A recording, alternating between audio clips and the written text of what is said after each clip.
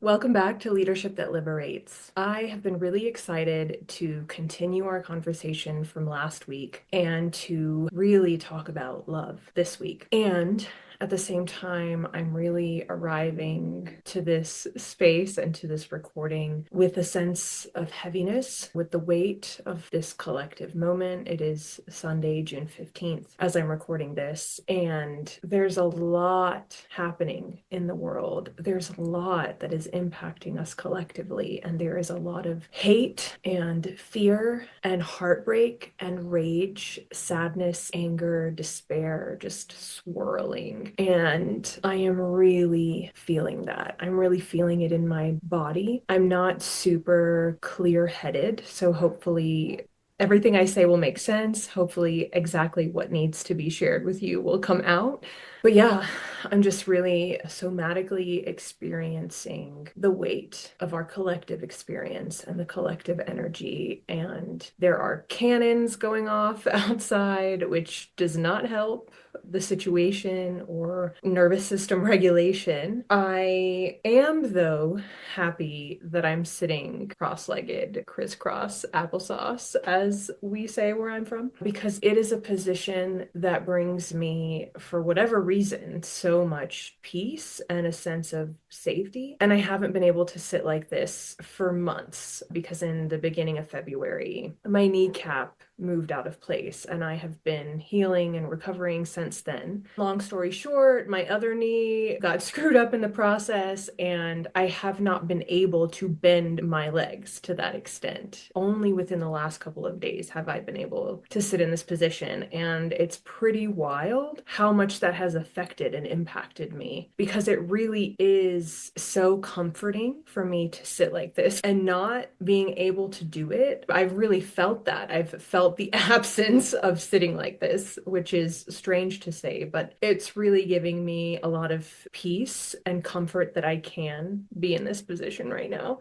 And also, just in my attempt to anchor into what I wanted to speak about today, I pulled an oracle card and I asked Spirit to offer me a message to give me some comfort so that I can share what I want to share with you and not be stuck in the darkness and suffering of this collective moment. And it was really beautiful. The card that I pulled, it is exactly on point for today's topic, and I will share it with you later. All right, thanks for listening to me ramble. Sometimes it just feels good to be honest about where we are and what we're feeling and what we're experiencing when we show up to something where maybe we quote unquote shouldn't be bringing certain feelings with us. There is this expectation in so much of our society to compartmentalize and to only present certain pieces and parts of ourselves in different contexts. And you know that I am here to normalize what is not considered normal. So part of why I share the things that I do in the ways that I do is to break down some of these rigid expectations that we have come to hold ourselves and each other to. I shared with you last time my own experience of leaving religion, how that impacted my perception of love, my relationship with spirit, source, creator, God, the universe. And so I think it could be really helpful for you to understand what is the perspective that I'm actually coming from now. What is my worldview in terms of spirituality and the role of spirit and our role, why we're here. And so my current view, which for me is my capital T truth, and I hold these beliefs with a lot of conviction. And I say that because I also had a capital T truth with a great deal of conviction when I was a Christian. And that was the belief that I held at that time. And this is the belief that I hold now. And it's possible that 10 years from now, I'll have a totally different belief system. When I first decided that the Christian identity didn't feel aligned to me anymore, I remember my mom criticizing me. And I can't remember exactly the words that she used, but in essence, she was saying that I was flaky or wishy-washy for having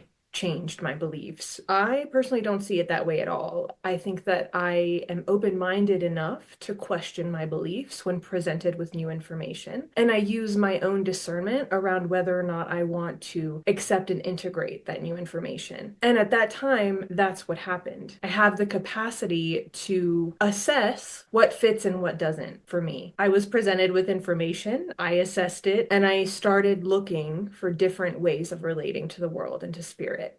And this, what I'm going to share with you now, it has been my worldview or my perspective for the last 15 or so years. And I acknowledge that it may change at some point in the future, and I may not align with this anymore. But for now, this is my capital T truth. And that is that we are reincarnating, that we have a soul that does live beyond this life and has existed before this life, and that our soul is on this journey of evolutionary development, and that our incarnations are part of our soul's curriculum to learn and grow and evolve. And we can incarnate in different planes, dimensions, not only on Earth, but it's like when we come to Earth, we're really here for some lessons. This is the densest place that we incarnate. And when we come here to learn liberation, to learn how to free ourselves and each other from the confines of our conditioning. And where we come from and what we return to is love. This perspective for me is based in my own studies of past life regression, where people have experiences in the life between lives, of people who have recounted near-death experiences. This aligns with evolutionary astrology, which is the perspective from which I read charts. This aligns with ayahuasca experiences. So all these people, through all of these different types of experiences, always say that we return to love, that when they're in that state, in the life between lives, when they have died for a short amount of time before coming back to life, when they are with the medicine of ayahuasca, all these people report that they're in the pure essence of love, that you can just feel love. There's almost like no words to input to it. But this has informed my perspective. My current perspective of love is that we come from love and we return to love. And our journey through this incarnation is to return to love in this vessel. And we do that by remembering the truth of who we are outside of cultural conditioning, societal expectations, the programming, the matrix, so to speak, that our whole life on this planet is about a return to love. We are learning to liberate ourselves in order to come back to the love from which we came. Some months ago, I heard this question in my head, do you remember? And I knew that Spirit is communicating with me. Spirit is asking me, do you remember? And I didn't need Spirit to finish the sentence. I already knew exactly what the full question was.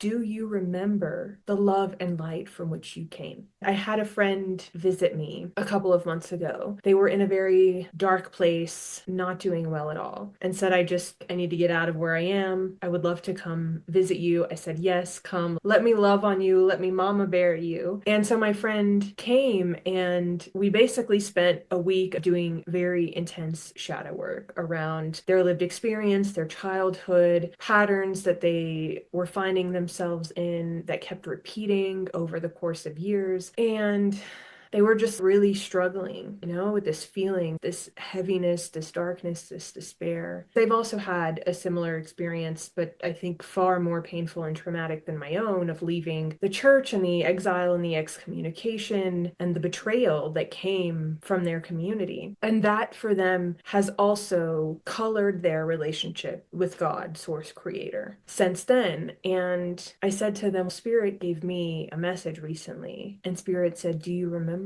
the love and light from which you came? And so I'm asking you, do you remember the love and light from which you came? That had a profound impact on my friend. My friend literally went and got a tattoo while they were here that said, do you remember? Which I think is really beautiful, and I feel very moved by that. But do you remember?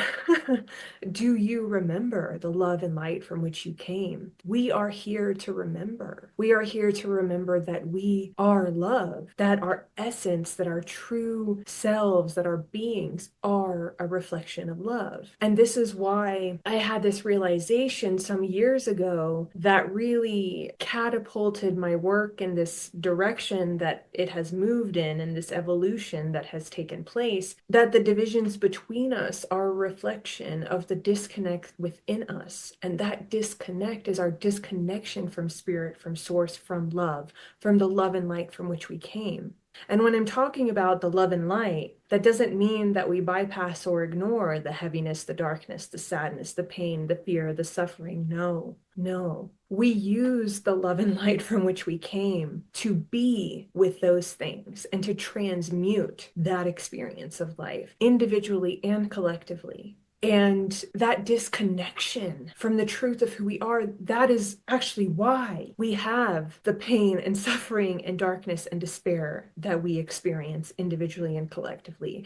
It is a direct result of our disconnection from the love from which we came. And when we anchor into the love that is the truth of who we are, that is when we break free. That is how we break free. That is how we liberate ourselves and each other from the density of our earthly experience. And this goes into the love of power versus the power of love. So much of the quote unquote power that we see in our world, and why so many of us have rejected the notion of power altogether, is because we have seen power being played out in dysfunctional, distorted ways, because our example of power is extractive. So because of that disconnection from source, we do feel disempowered. Without the connection to the love that is spirit, source, creator, we are disconnected from our true essence, and that disconnection creates disempowerment. When we are not living from love, we are living from fear. Fear of being hurt, fear of being misunderstood, fear of being rejected, fear of being criticized, fear of being abandoned. Our lives are run by fear, and it is our fear that maintains our disconnection from essence, our disconnection from soul, from spirit, from love. And that's why I said last week, the opposite of love is not hate, it is fear. Fear is what separates us from love, individually and collectively. And so people who need to extract power from without, they are doing that because they are disempowered, because they are disconnected from the source of their beingness, from the love within them. This is why I was also talking about in the Aquarius and Jesus episode that one of the most revolutionary things that Jesus taught in his life was that the kingdom of God is within us. The divine is within us. We do not have to look outside to have connection with source, because God is already here inside of us. And we are divine beings. We are spiritual beings having a human experience, but our essence is divine. As we try to fill this void that is created through our disconnection from source, some of us are externalizing our pain, some of us are internalizing our pain.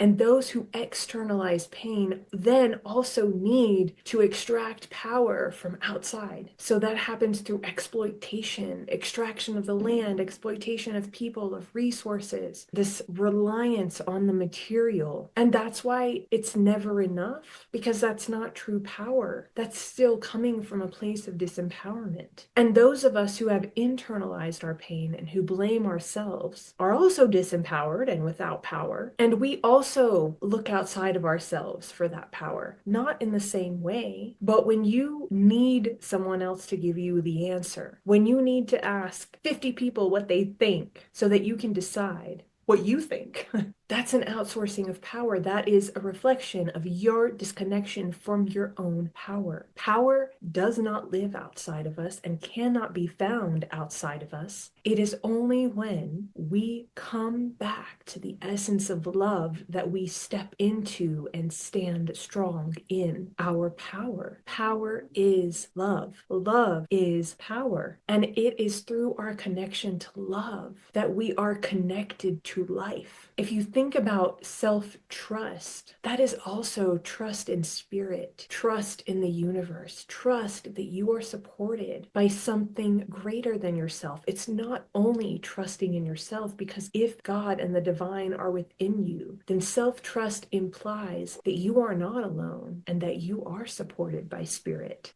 And you do not need the outside world to validate you. And I think that's what power really is. It's sovereignty. And this is why sovereignty was the foundational pillar of my leadership framework. Because when we are sovereign, it means that we are connected to the power within us, which is rooted in and sourced from love. And again, if we think about love and fear as opposites, fear is self-protective. My fear would tell me, don't say that thing because they won't understand. My fear would tell me, don't do this because people might not like it. But my power tells me it doesn't matter. It doesn't matter if they misunderstand me. It doesn't matter if they don't like this thing. As long as I'm acting from a place of love and integrity, it's different if I'm harming people. But when we're coming from the love that is at the core of our truth, who we really are, nothing else really matters, because it is through this return to love that we set ourselves free. And it is by setting ourselves free that we free one another. This feels like a beautiful moment to share the card that I pulled before I started this recording. And so again, I just was not feeling very centered, very grounded. I was feeling this heaviness, this weight in my head, this pressure. And so I wanted to connect with spirit, and I wanted spirit to give me some sort of message or comfort for this recording. And I pulled this card from the Mary Magdalene Oracle deck by Megan Watterson. And y'all, the card, oh God. I was like, oh, I'm finally gonna make it through an episode without crying. And now I'm like, I don't know if I can. The card that I pulled, oh, so beautiful, is freedom. And it says, I am called here to be free. Okay, so let me read the message. Oh, it's so beautiful. This is it. This is the mountaintop, the ultimate place to reach. This moment, this exalted state of just being fully here, right now, in this breath, in this body. This is what we work so hard for, freedom. And this is what makes freedom so powerful. It's not dependent on anything outside of us. It doesn't arrive because of a single event or a singular person in our life, no matter how significant. Freedom comes from within. So we can experience freedom even in the midst of the most tremendous pain or the most stressful circumstances. Freedom is not bound to anything that's temporary. Freedom is the glorious inner state of peace we can reach when we've unbound ourselves from all the egoic states that confine our perception. Freedom feels like a blank slate, a wide expanse, a universe of possibility suddenly opening up from within. Freedom is our birthright. We are called here to be free, both externally and internally. Free from persecution, free from oppression, free from others causing us harm, and free from our own thoughts that harm us from within. We are here to free ourselves and to be in service of a love that actively works to end oppression in all its forms. We cultivate this state of feeling free by remembering that freedom is our birthright. No matter what unfolds, no matter how often the ego tries to bind us in one of its 7 powers, there's a freedom that comes from within. It's a freedom that no one can ever take from us. There's a freedom that's divine. It's witnessed and then passed on from heart to liberated heart. There's a freedom that comes from knowing true peace, from remembering the good we are, from aligning again with the source of love itself. This is what we're called here to be, free. This is what we're called here to demonstrate, to protect, and to advocate for each other. Freedom. That's it. How beautiful, how beautiful, how aligned, how resonant with this message. We are here to be free, and that freedom relies on our reconnection with Source, with realigning to the love from which we came. That is our essence. It is love. And our fear is self-protective, and it makes so much sense. The ways in which we protect ourselves make so much sense. Those people who extract power from things and people and places, they're also operating from fear. They're also operating from self-protection. The world we live in is a result of our disconnection from love. And this is why, for me, love is core and central to liberation. We cannot be free without love. We cannot free ourselves or one another from systems of oppression if we are not moving, acting, orienting to the world from a place of love. And the majority of us are not doing that. Even if you are here fighting for freedom, for justice, for equity, for equality, if you are not doing that from love, it is not going to work. Because so many of us are moving and acting from a place of control, not sovereignty, not freedom, control, from creating our identities and who we believe ourselves to be in opposition to that which we do not agree with, to that which we are against. If we are participating in the dynamics of us versus them, even if we believe that them, they, whoever they are bad, immoral, corrupt, if we do not move from love, we only deepen our divides. We cannot come to a place of freedom for all if we act from division, because that division reinforces our inner disconnect from the truth of who we are, which is love. People who are extractive and exploitative are that way because of a lack of love. And if you meet them with a lack of love, you only reinforce their desire to extract and exploit. If someone grows up to be that way because as a child they experienced rejection and invalidation, do you think that rejecting them and invalidating them does something to transform how they orient to the world? It only reinforces that rigidity. It only reinforces that disconnection. It only reinforces that fear and that self-protection. We are never going to get anywhere if we do not learn how to meet oppression with love. Because right now, you know what we're trying to meet it with? More oppression. You can stand for justice and equity and equality and freedom and reinforce the very disconnect and division that leads us to a world where there is no equality, justice, and freedom. We cannot meet hate with more hate. We cannot meet fear with more fear. Hate and fear can only be transmuted through love. So for me, a leader is not what we often think of as a leader. It doesn't have to be the president of a nation or the colonel of an army or the head CEO of a company. For me, that's not what leadership is. A leader is someone who lives and moves with love. It is anyone who puts love at the center of their life. That is what makes a leader. It is someone who chooses empathy and compassion, not rage and retaliation. And I'm not saying that there's not a place for anger, because there is, but not when we weaponize it, because that's what too many of us are doing. A leader is someone who can be in touch with their own humanity and the humanity of everyone else, even those they disagree with. Can you honor the humanity of your quote unquote enemy? That's what makes you a leader in my eyes. For me, that's what leadership is. That is liberatory love. Can you love your enemy? Can you have compassion and empathy for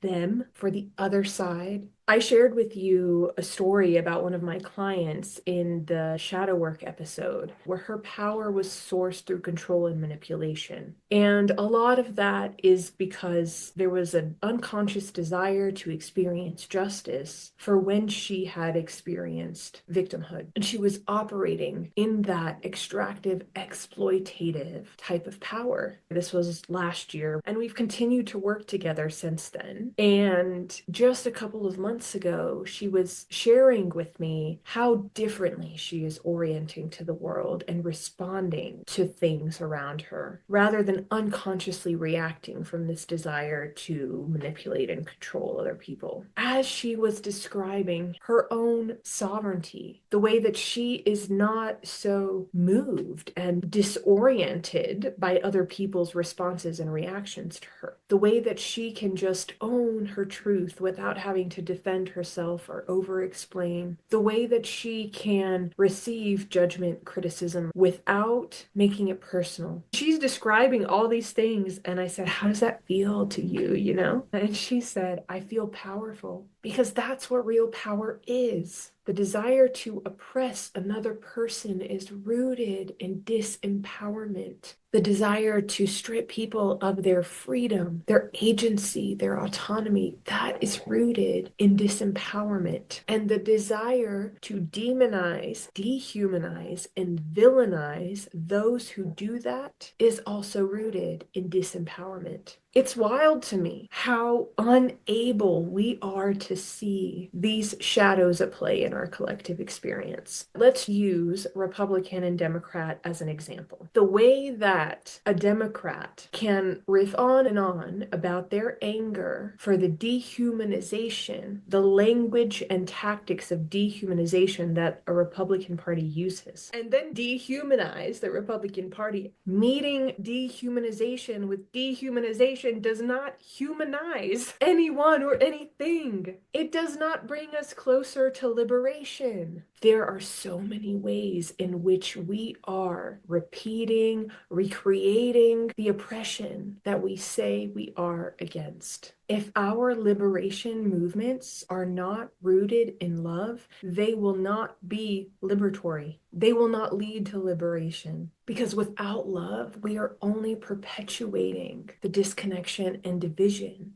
that our world operates on. And that disconnection and division is rooted in being separated from love. All right, I had to take a break from recording because it was like 4th of July out there. For those that don't know, I live in Mexico City, and this is very normal, common. Often there are fireworks and cannons going off that are associated with saints and saint days, and I don't know if that's what's happening today or if it has something to do with Father's Day. I don't know. But yeah, it can sometimes be an overwhelming place to be as a sensory sensitive being. I don't even remember what I was saying before I stopped the recording, but in essence, this is really why I believe that love is core to liberation. And love is central to leadership, because we cannot lead movements of liberation without love. We cannot. We will only repeat the same cycles and get stuck in these loops that recreate themselves and carry on as they have across the course and history of time. Because it's like we're not getting it. We're just doing the same thing that we say we're against, and we don't even know that we're doing it. Thankfully, like, we're collectively moving. Pluto's in Aquarius, Neptune is in Aries. We are changing the way that we orient collectively to our lived experience. More and more people are going to come to an awareness and a consciousness of the ways in which they have been repeating and replicating that which does not work. And I honestly think that the truth is that things are going to get way worse before they get better. That we are really going to have to see the destruction and the decimation and collapse of the world as we know it before we can move into love-led liberation and freedom. Because so many of us who are here for liberation are simply feeding into oppression. We are feeding into oppression. Hate does not drive out hate. War does not end war. Do we think that oppressing the oppressor will end oppression? We are creating more of the same. An eye for an eye makes the whole world blind, as Gandhi said.